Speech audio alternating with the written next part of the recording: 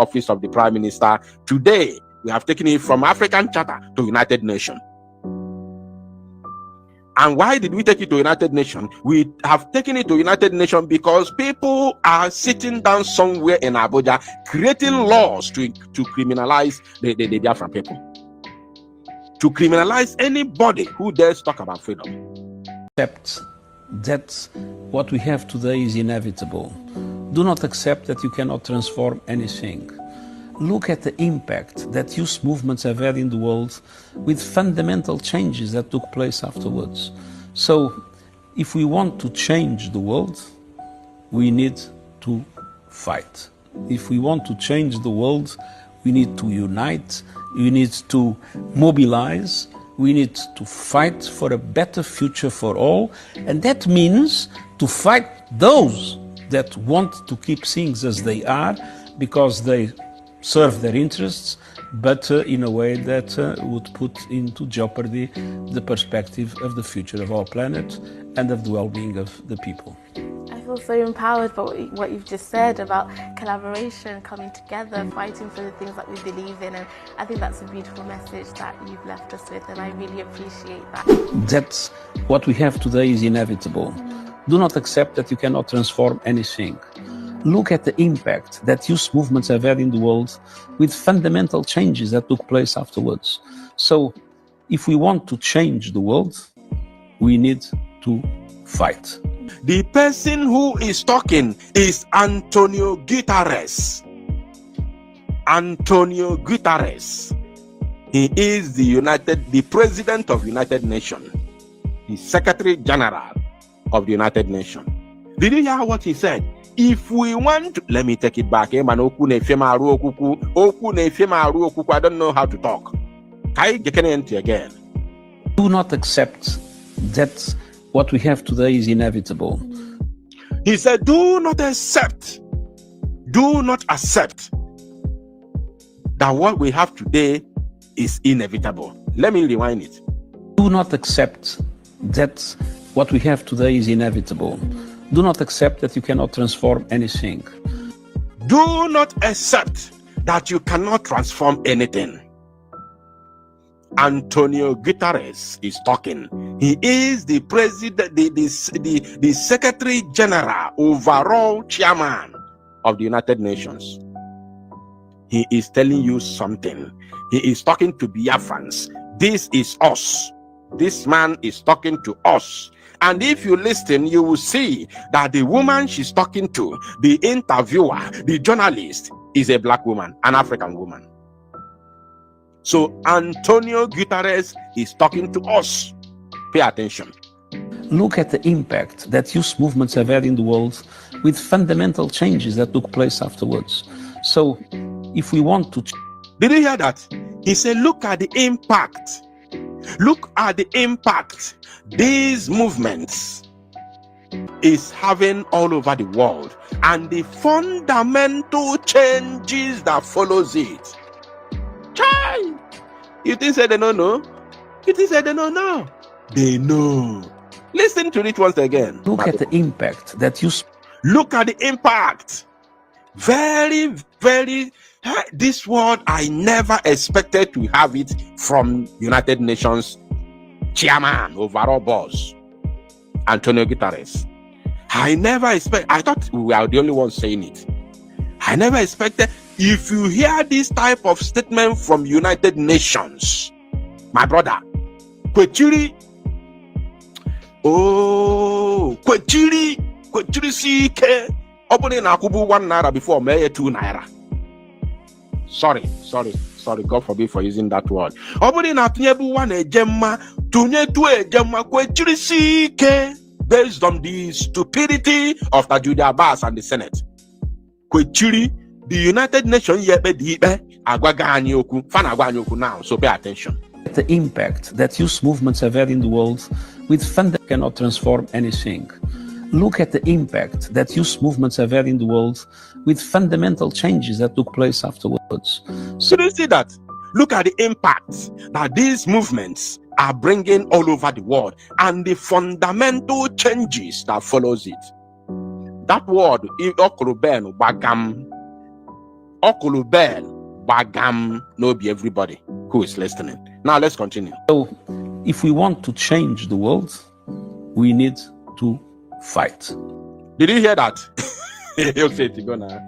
If we want to change the world, we need to fight. And I could call on the Biafra Liberation Army. Obuni na-ege Kobaka, Kobalo Biafra Liberation Army aka, Kobalo Mazi Simon Ekpa aka, Kobalo Mazi Namdekane Akano aka, Kobaka ge Kusibaka ge. Antonio Guterres, the overall president of United Nations, Ndi na zoo. The people that will barely buy in a zoo are going to say, if we want to be free, if we want to change the handwriting on the wall, if we want to change the narrative, if we want to change the world, we must fight. No be me talker. I've been saying it. Mazi Samanekpa has been saying it. Mazi Namdekano has been saying it. Today, I'm very certain everybody is paying attention. Look at the impact that youth movements have had in the world with fundamental changes that took place afterwards. So, if we want to change the world, we need to fight. I can play this 1 million times a day. Only that word. If we want, even the other one, I was crazy about the other one. He said, look at the fundamental, changes that these movements are bringing to the world. I was crazy about that. But now look at this one. He said that if you want to change the world, you need to fight. I can play that very part 1 million times a day without getting tired, because he is telling me something. This man is talking to me. If we want to change the world, we must fight. If we want the zoo to leave us alone, we must fight. If we want Britain to leave us alone, we must fight. Did you hear that? If we want to change the world, we need to unite, we need to mobilize, we need to fight for a better future for all. And that means to fight those that want to keep things as they are. This one has broken the camel's back. He cannot say it better than this again. He cannot say it better than this. Did you hear that? Did you just hear that? I don't believe you heard it. Did you hear that, my people? He can't say it better than this. Every single word he says is 100% directed to us and meaningful. Every word he says, very, very meaningful. Listen to that last one. Fight. If we want to change the world, we need to unite, we need to mobilize, we need to fight for a better future for all. We need to fight for a better future for now. Listen to this one now is about to say. Pay attention to it. And that means to fight those that want to keep things as they are. That means, what is this fight we are talking about? He is asking, what is this fight we are talking about? He said, that means to fight those who want to keep things the way they are. Those that want to keep the status quo, Tajuddin Abbas. Those that want to keep the status quo, Tinubu. Those that want to keep the status quo, Musa. Those that want to keep the status quo, Nesonwike. Those that want to keep status quo, Devomahi. Those that want to keep the status quo, Labaja. Those that want to keep the status quo, military, zoo, Janjaweed, police, navy, all of them. He said that we need to fight those that want to keep things the way they are for their own personal interest, for their own political and personal interest. He's going to say it. Listen. We need to fight for a better future for all. And that means to fight those that... Do you see how specific he is? These people don't mince word. They don't mince word. Do you see how specific he is? He is telling us those that we need to fight. Those who want to keep things the way they are for their personal and political interest. Pay attention. For all, and that means to fight those that want to keep things as they are because they serve their interests, but in a way that would put into jeopardy the perspective of the future of our planet. Hey! It don't finally happen. Those that want to keep things the way they are, that jeopardizes the future of, that jeopardizes our future. Those that want to keep the status quo and jeopardize our own future, and jeopardize the future of your children, jeopardize the future of your generations unborn. He said that we must mobilize, we must unite, we must fight those that want to keep the status quo, that we jeopardize our future and the future of our upcoming generation. The person who is talking is the person who will sit on top of his own bench and judge the matter between Biafra and the zoo. He's the one telling us. Yesterday we were dealing with the African Charter because of the, the directive from the office of the Prime Minister. Today, we have taken it from African Charter to United Nations. And why did we take it to United Nations? We have taken it to United Nations because people are sitting down somewhere in Abuja creating laws to criminalize the Biafran people. To criminalize anybody who dares talk about freedom. So we have taken it to United Nations to let them know that those who are going to sit in that chamber to judge our case are the ones telling us to go ahead and fight. And he didn't say fight a breeze. He has told us the people we are going to fight against. This is the dagger. This is the straw that breaks the camel's back. You can't fight it. You can't fight this truth. You can't fight this honest truth. Let's listen to him. Things as they are because they serve their interests, but in a way that would put into jeopardy the perspective of the future of our planet and of the well-being of the people. And the well-being of the people. Hey! This is the first time I'm coming across this type of statement and interview from the chief of the United Nations, the chairman, the overall boss of the United Nations. The first ever time. Unbelievable. He didn't say we should agitate. This man never used any word less than fight. He didn't say we must protest. He didn't say we must agitate. He didn't say we must refuse. He didn't say we must reject. He said we must fight. That word is very, very simple. It's only one word. We must fight. And if the United Nations tells you to fight, who are you to say it is against the law? If the United Nations tells you to unite, who are you to say it is against the law? If the United Nations tells you to fight, who are you to say you will go to 25 years imprisonment?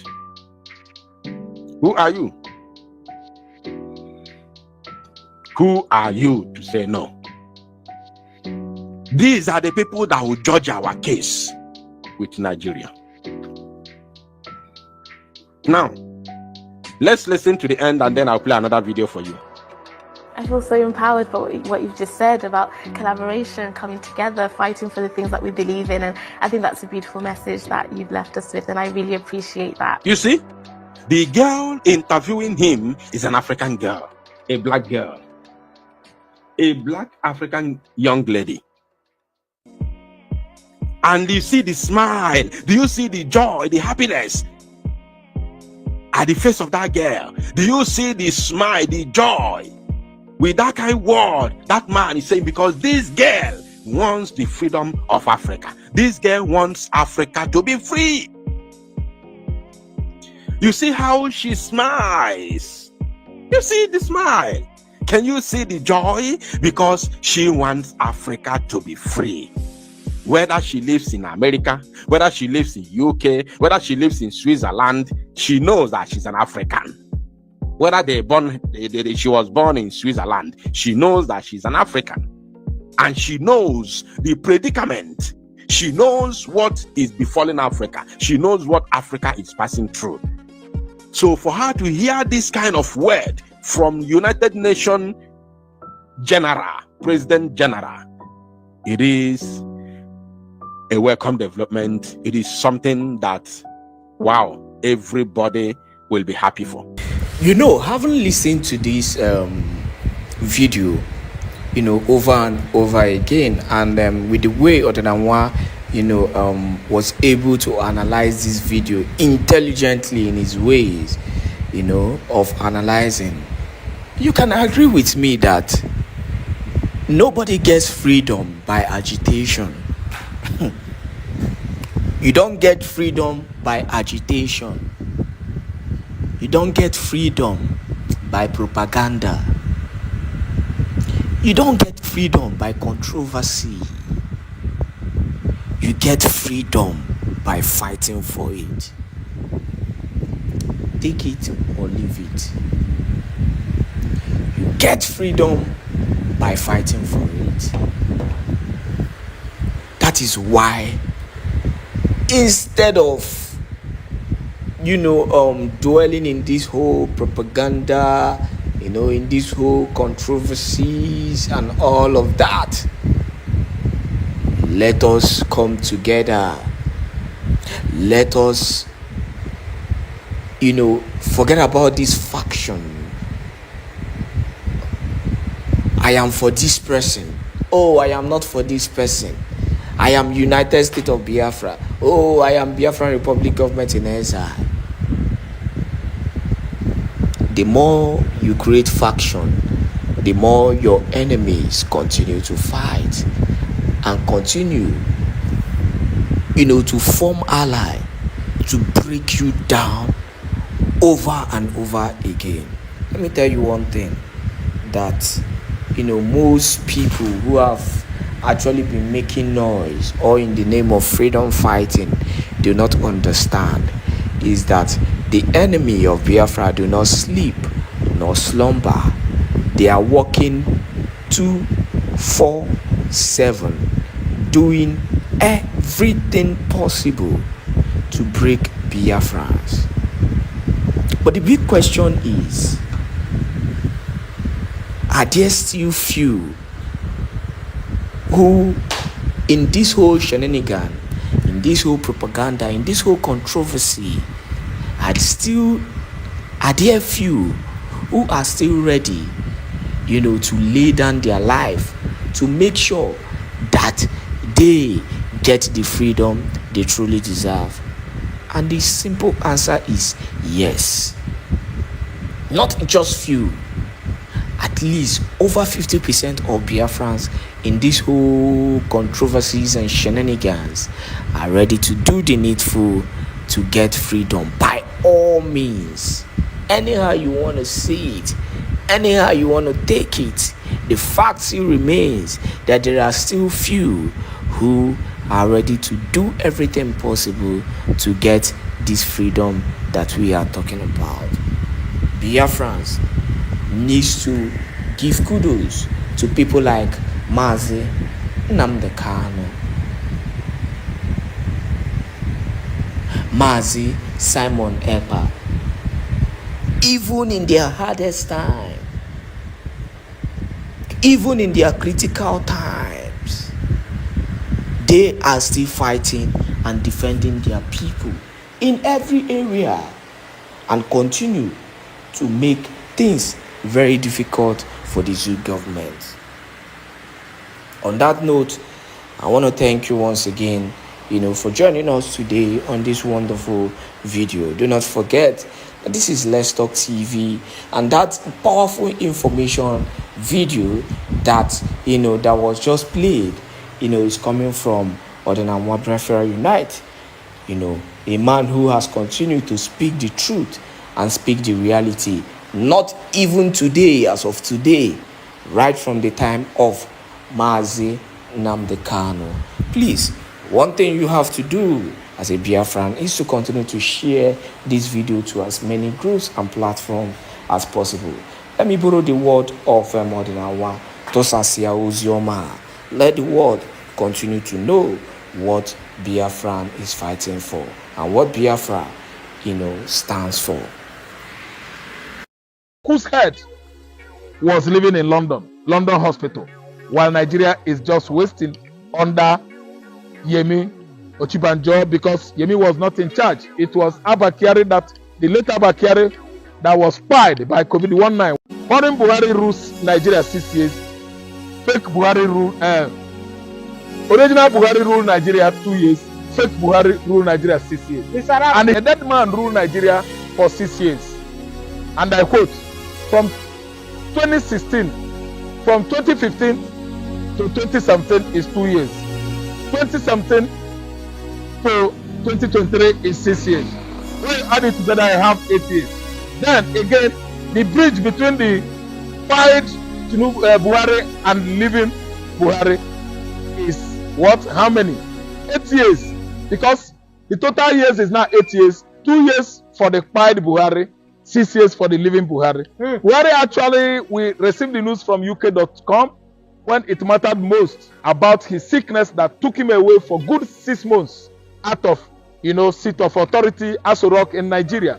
We had a government then, a president then, a government then whose head was living in London. And the by Ekenekweni Muno, Edikono Swapto Guno, Igapoyabi Fe, Nukwozito Kempa, Ejemakia, Webiani Rakuko, na Ibo Media, Boy by Siwene Teruni Yabunukozi, Dio Kempa, Bastamaki Mino, but I know Nimia, and Bastamaka Murowendi Bonazo, and Bastamaka Mazen Nnamdi Kanu's ladies. Dikin Rayavan Naiwakuni Rakuko, Kefi will you no donkey asigi woke will you makana otako de banjo oya de kwanu mma akuna otu munnem achom kunu tiela ya lonku ni fonu chere n'iru akwụkwọ ikucha ya bi ife kabaru share ya kurutu munna anyị ndị ọzọ ntị daru dị nenu munnem bo mana ege ntị anyị na-ekenu ndị nnekunu si na-eso ile anyị asịrị ngwa nke mesia n'ume Igbo